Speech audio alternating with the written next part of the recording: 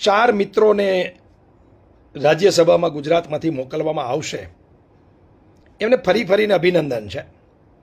પરંતુ દુઃખ સાથે કહેવું પડે કે એક પણ પાટીદાર નહીં, એક પાટીદાર નરહરી અમીનભાઈ, એમની ટર્મ પૂરી થઈ તો એક પાટીદાર એમની જગ્યાએ તો કમસે કમ લેવાની જરૂર હતી.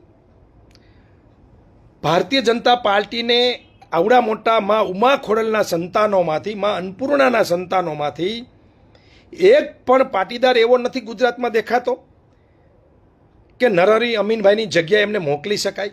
ભાજપને ગુજરાતની અંદર જન્મ આપનાર પાટીદારોનો બહુ મોટો સિંહ ફાળો છે. ત્યારે આજે તમે એ પાર્ટીના અધ્યક્ષ બનો છો અને પાટીદારોના પત્તા કાપો છો. સાથે સાથે મારે કહેવું છે, કદાચ ભાજપના મિત્રોને નહીં ગમે તો નહીં ગમે, કારણ કે સમાજ ફર્સ્ટ, પછી પાર્ટી. કારણ કે સમાજ હજારો વર્ષ પહેલાં હતો, આજે પણ છે ને હજારો વર્ષ પછી પણ આ પાટીદાર સમાજ રહેવાનો છે. કદાચ ભાજપનો જન્મ આંગળીના વેઢે ગણી શકાય એટલા વર્ષથી થયો હશે. પહેલાં જનસંઘ અને પછી ભારતીય જનતા પાર્ટી. એટલે પાર્ટીઓ આવે ને જાય, સત્તા આવે ને જાય, પણ સમાજ અને સમાજની વાત કરવી પડે મિત્રો. હું ચેલેન્જ સાથે કહું છું, જે લાઈવ મિત્રો જોઈ રહ્યા છે એમને, એક પણ ભાજપનો પાટીદાર, એક પણ સમાજનો આગેવાન, એક પણ સંસ્થાનો ટ્રસ્ટી ચૂ કે ચા નહીં બોલી શકે કે અમારા સમાજનો વાંક શું, કે અમને રાજ્યસભાનું એક પદ ખરેખર મળવું જોઈએ તો શા માટે નહીં.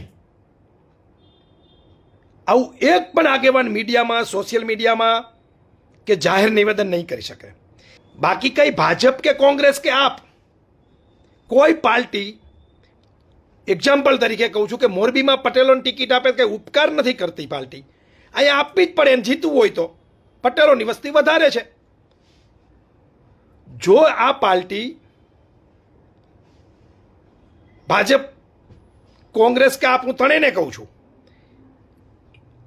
જે સમાજની વસ્તી વધારે હોય એમને ટિકિટ આપે, એ ઉપકાર નથી.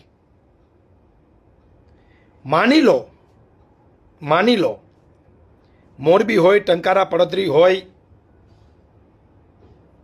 આવી જે સીટો છે એમાં પટેલોને આપે ટિકિટ તો એ તેમની સત્તા માટે આપે છે. આ હકીકત છે. આ તમને સમજાય પાટીદારો તો સમજજો.